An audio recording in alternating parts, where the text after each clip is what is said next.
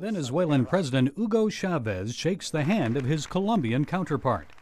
Just days earlier, he called President Uribe a liar, a gangster, and a criminal.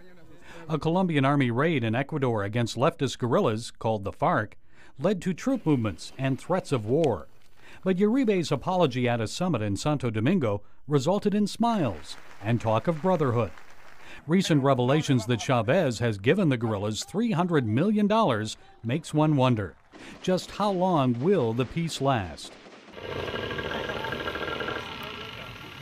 Meet Colombian evangelists Henry and Celso.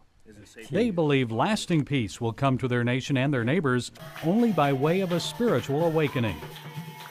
I'm in a remote region of Colombia. I've just joined some evangelists who are working their way down a river in a conflict zone to bring the Bible and other Christian books to people desperate for the gospel, and they're risking their lives in doing it. 69-year-old Celso was captured by FARC guerrillas and held for 2 months in late 2005.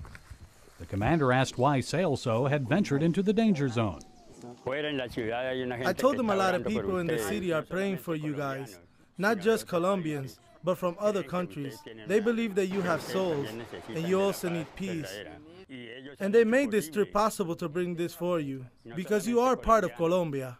Several books distributed by Celso and others have raised the ire of the leftist guerrillas. Among them, Richard Wurmbrand's Marx and Satan. The guerrillas have told Celso it depicts them in a bad light. But I believe it really works to alert young Colombians about the evil of communism. I could possibly be killed for distributing this book. Henry loads Bibles into his truck before departing on a 4-hour journey deep into a coca-producing region of Colombia. He feels good today, but he had problems during his last mission.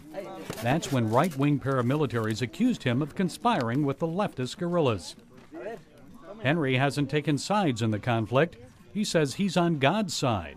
And right now, he's spending more time with the guerrillas because the paramilitaries have hardened their hearts towards the gospel.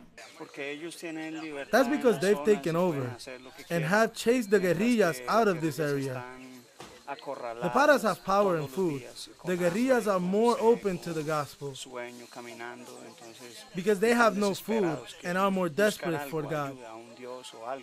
Henry's been in dangerous places. He's felt the explosions of landmines and grenades going off nearby, and he's heard the whine of bullets flying through the air. He admits he's been frightened, but he says God directs his steps and keeps him safe. I want to reach them, and it's risky. Sometimes I don't have much money. But when I die, I want to know that I have taken a few of these souls with me to heaven.